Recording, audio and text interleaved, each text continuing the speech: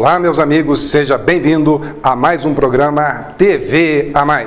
No programa de hoje, o delegado da Polícia Federal, Algacir Michalowski, vai nos relatar como foi o encontro que discutiu a maioridade penal e outros assuntos relativos à impunidade no Núcleo de Pesquisa em Segurança Pública e Privada da Universidade Tuiuti.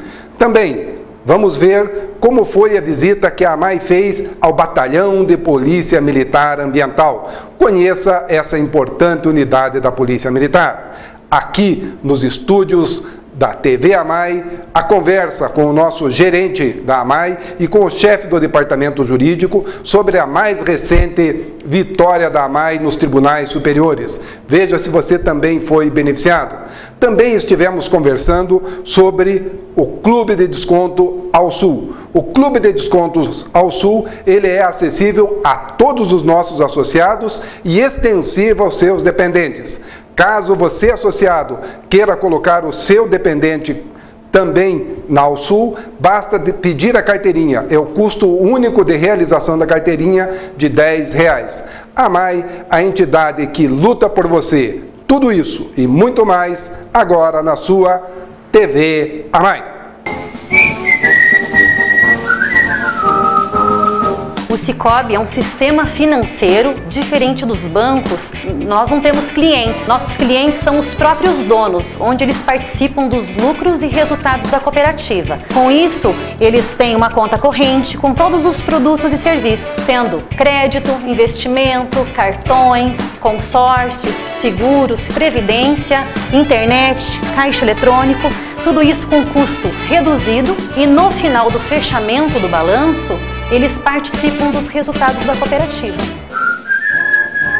Nós todos precisamos, né, de uma defesa em relação aos nossos interesses, então tem que ter uma entidade atenta, né, com uma visão bastante ampla para defender os nossos interesses. Eu, por exemplo, não era associado e vivia olhando no site da AMAI o que a AMAI estava fazendo por mim, uma questão até de egoísmo, porque se a AMAI está trabalhando por mim, nada mais justo do que eu me associar. Então estou aqui com muito orgulho atendendo a convocação do Coronel Furquim, do Coronel César, me associei, o Sargento Devanil Montagna, meu fiel escudeiro, meu amigo de campanha, também assinou a filiação hoje, então estamos muito orgulhosos.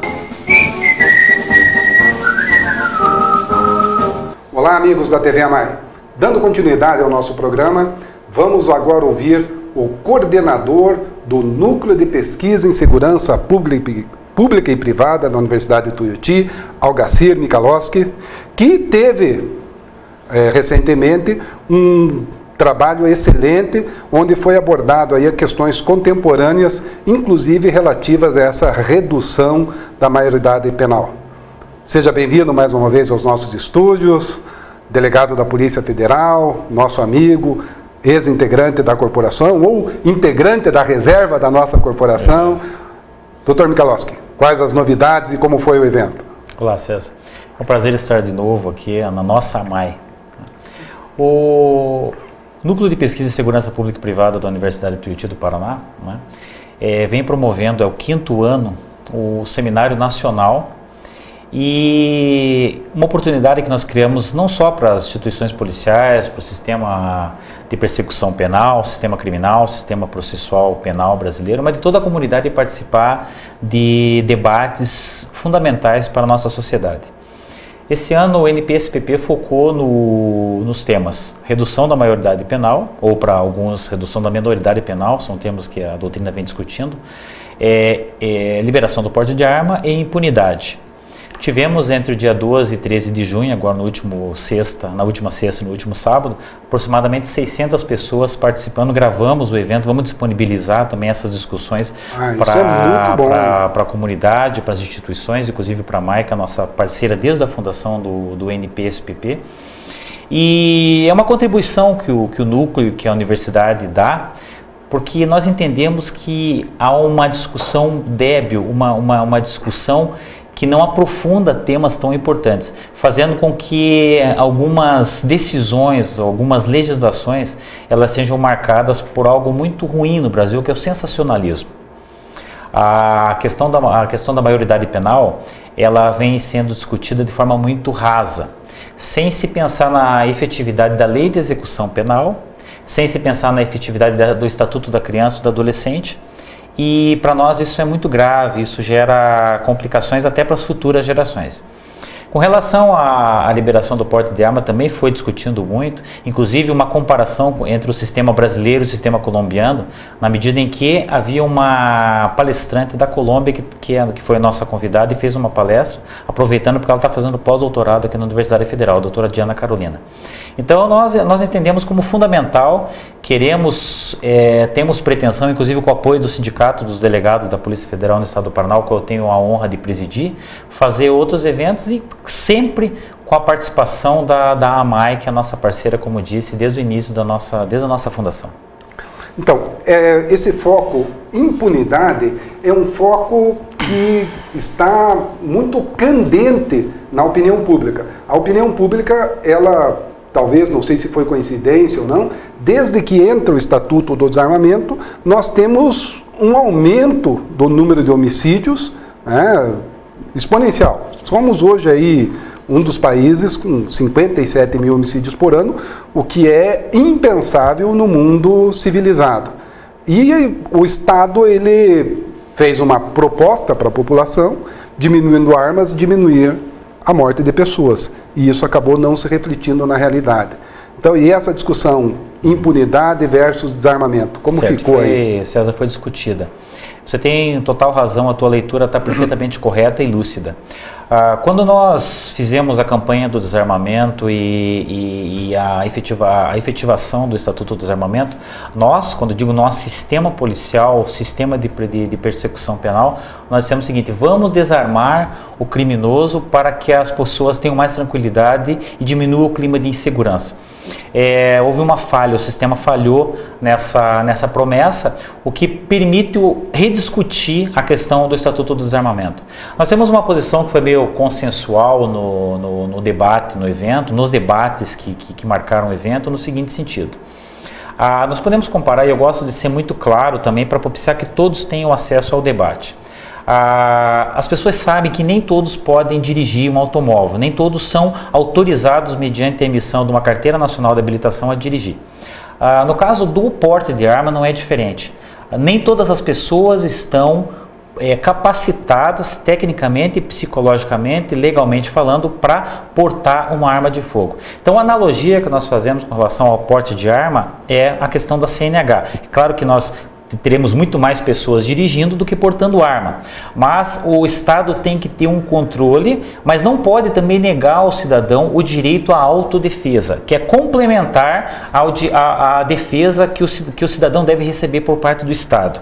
Agora, essa inflexibilidade por parte inclusive da Polícia Federal, ela não pode existir. Ou seja, nós temos que liberar portes de armas para pessoas que comprovem a necessidade e a capacidade.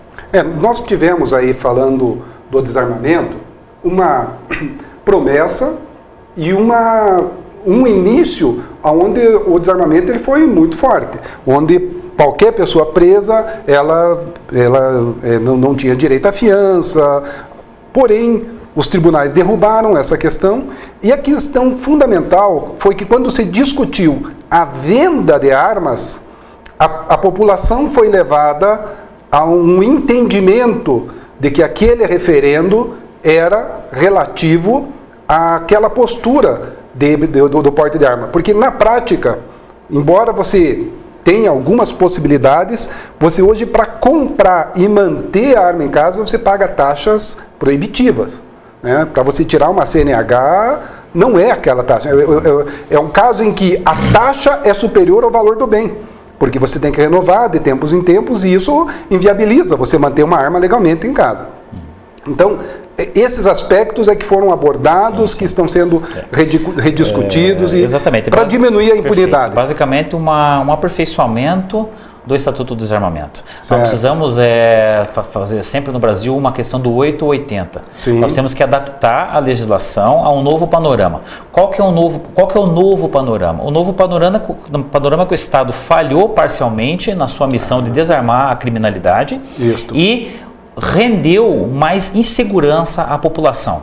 Isso, com base nesse pressuposto de falha parcial do Estado, nós temos que aperfeiçoar o Estatuto do Desarmamento. Como disse, a a base do Estatuto não está errada. As Sim, pessoas têm que comprovar capacidade, necessidade de portar. Você abordou um ponto interessante, a questão da taxa. Ela tem que ser realmente, ela tem que se tornar mais acessível. Ela é uma taxa restritiva, restringe a parte das pessoas a terem uma arma. Mas nós temos que aumentar também por parte do Estado o controle, a fiscalização em cima das pessoas que têm arma, especialmente aquelas pessoas que têm arma de modo ilegal. Sou favorável, e no encontro também, no nosso encontro do final de semana, muitas pessoas favoráveis também ao incentivo que as forças policiais desarmem a criminalidade, inclusive mediante o pagamento de taxa, mediante o pagamento de gratificações aos policiais. Parte dos estados tem esse projeto, e eu acredito que esse incentivo, até o próprio, um dos oficiais presentes, que representou a parte do efetivo da Polícia Militar, lembrou que durante o pagamento dessa gratificação, há inevitavelmente o aumento do número de armas arrecadadas, ou seja, o policial se empenha ainda mais para cumprir o seu mistério, a sua função. Mas isso são medidas que fazem parte de um grande plano. Nós temos que deve indicar no seguinte sentido: temos que desarmar a criminalidade e autorizar as pessoas de bem e capacitadas a terem arma de fogo. Por isso que eu digo, o Estatuto do Desarmamento não está errado, ele precisa ser aperfeiçoado. O Estatuto precisa se ajustar ao pensamento da sociedade. Eu acho que é a sociedade que muda as leis.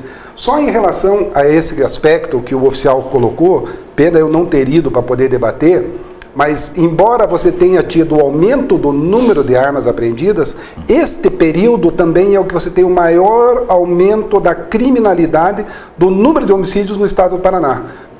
Pode parecer paradoxal, mas a partir do momento em que você cortou aquele incentivo ao prêmio, ano de 2012, daquele dia até hoje nós estamos tendo uma redução de 35% no número de homicídios no Paraná.